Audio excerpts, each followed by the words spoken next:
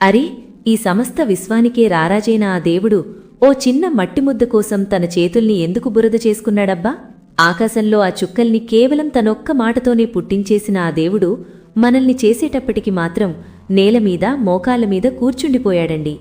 ఎందుకంటే ఎక్కడో దూరంగా ఉండిపోయే బొమ్మను కాదు ఆయన కోరుకుంది, తన చేతుల్లో అపురూపంగా పట్టుకోగలిగే ఓ అద్భుతమైన ప్రాణిని. ఆ పచ్చి మట్టిని ముద్ద చేసి ఒంట్లో నరనరాన్ని, పక్కటెముకల్ని, చివరికి కనురెప్పల్ని కూడా ఎంతో ఓపిగ్గా గంటల తరబడి కూర్చుని చెక్కాడంట. మన ఒంట్లో ప్రతి అంగుళం ఆయన సొంత చేతులతో రూపుదిద్దుకున్నదేనండోయ్. కాని ఇదంతా అయ్యాక చూస్తే అదో చల్లటి ప్రాణం లేని మట్టి బొమ్మలా ఉండిపోయింది. మట్టికి సొంతంగా ప్రాణం పోసుకునే బలం ఎక్కడుంటదండి? ఆత్మలేని శరీరం వట్టి డొల్ల కాదంటారా? అప్పుడే ఆ దేవుడు ఎవరూ చేయలేని ఓ పని చేశాడండి. కిందకి వంగి ఆ మట్టి ముఖానికి తన ముఖం ఆనించి తన సొంత శ్వాసను ఆ బొమ్మ ముక్కులో ఊదాడు. అంతే, ఆ మట్టి ముద్ద కాస్త వెచ్చని మనిషిలా మారిపోయింది. ఊపిరితిత్తులు గాలి పీల్చుకోవడం మొదలెట్టాయి.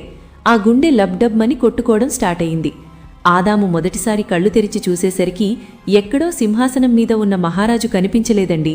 తనని చేయడానికి వాడిన ఆ పచ్చి మట్టి ఇంకా అంటుకునే ఉన్న ఓ కన్న తండ్రి ముఖం కనిపించింది.